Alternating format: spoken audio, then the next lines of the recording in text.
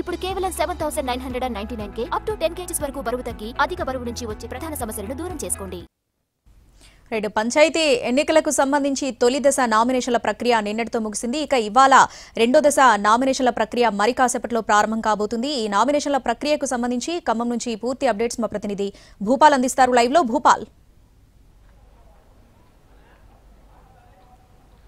శ్రావణి, ఖమ్మం, భద్రాద్రి ఈ రెండు జిల్లాలకు సంబంధించి రెండో విడత నామినేషన్ ప్రక్రియ కొద్దిసేపట్లో ప్రారంభంగా ఉంది. ఇప్పుడే మనం చూస్తున్నాం గ్రామాల్లో నామినేషన్కి సంబంధించి హడావుడిగా అయితే ప్రారంభమవుతుంది. అయితే ఇవాళ ప్రధానంగా ఆదివారం కావడంతో అంటే మొదటి విడత నామినేషన్ పూర్తయిన తర్వాత రెండో విడత నామినేషన్కి సంబంధించి ఈ రోజు నుంచి కొంత 3 రోజుల పాటు ఉన్న నేపథ్యంలో ఈ రోజు ఆదివారం కావడంతో కొంత ఈ కొంచెం అంటే నామినేషన్ వేయడానికి ఎక్కువ మంది వస్తున్న పరిస్థితి కనపడలేదు. ప్రధానంగా నామినేషన్ వేసే ప్రతి సర్పంచ్ కానీ వార్డు కౌన్సిలర్ కానీ వీళ్ళిద్దరు కూడా కొత్తగా బ్యాంకు అకౌంట్ పుస్తకాన్ని తీయాల్సి ఉంది. దానికి ఈరోజు ఆదివారం కావడంతో కొంత సమస్యాత్మకం ఉంది. అందుకోసమే రేపు ఎల్లుండి ఎక్కువ సంఖ్యలో నామినేషన్లు దాఖలవుతాయని చెప్పిన మొదటి విడత నామినేషన్లు జరిగిన సందర్భంలో కూడా మొదటి రోజు తక్కువగా, రెండో రోజు తక్కువగా జరిగింది, మూడో రోజు మాత్రం ఎక్కువగా జరిగింది. నిన్న సాయంత్రం రాత్రి 9 గంటల వరకు కూడా నామినేషన్లు తీసుకుంటున్న పరిస్థితి నిన్న ఉండేది.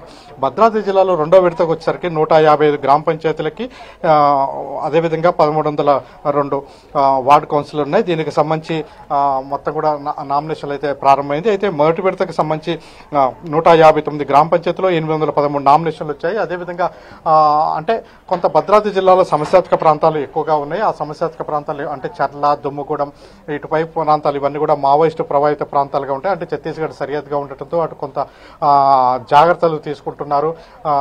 అంటే నామినేషన్లకు సంబంధించి ఎవరు అంటే పోలింగ్ బహిష్కరణ ఇట్లాంటి సరిహద్దు గ్రామాల్లో జరగకుండా పోలీస్ యంత్రాంగం అయితే చర్యలు తీసుకుంటున్న పరిస్థితి ఉంది. అదేవిధంగా ఖమ్మం జిల్లా విషయానికి వచ్చేసరికి ఖమ్మం జిల్లాలో కూడా ఇప్పటి వరకు అంటే మొదటి విడత నామినేషన్ ప్రక్రియకు సంబంధించి ఎక్కడ ఎటువంటి చిన్న ఇబ్బందులు కూడా జరగకుండా నామినేషన్లు అయితే పూర్తయ్యాయి.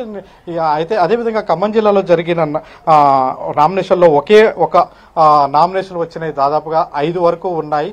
మధిర నియోజకవర్గంలో 2, వైరా నియోజకవర్గంలో 2, అదేవిధంగా వీటికి సంబంధించి మొత్తం ఒక 5 వరకు ఏకగ్రీవం అయ్యే అవకాశాలు ఉన్నాయి. అయితే అది అధికారికంగా ఇప్పుడు వెల్లడి చేయడం అనేది జరగదు. ప్రధానంగా ఎందుకంటే నామినేషన్లు ఉపసంహరణ తర్వాతనే ఏకగ్రీవం అనేది తెలుస్తుంటుంది. దానికి ముందు మాత్రం ఆ విధంగా ప్రకటించడం. అయితే ఏకగ్రీవాలు చేయడానికి మాత్రం ఎక్కువ సంఖ్యలో ప్రయత్నాలు చేస్తున్న పరిస్థితి ఇటు.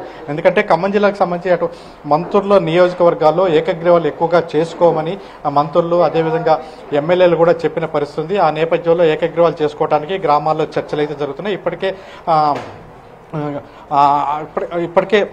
ఈ జిల్లాకు సంబంధించి ఎక్కువగా ఏకగ్రీవాలు జరగడానికి ప్రయత్నాలు అయితే జరుగుతున్నాయి. ఎందుకంటే ఏకగ్రీవాలు జరగడం ద్వారా ఖర్చుని కంట్రోల్లో చేసుకోవచ్చు. గ్రామాల్లో ఎటువంటి ఖర్చు లేకుండా ఉంటుంది.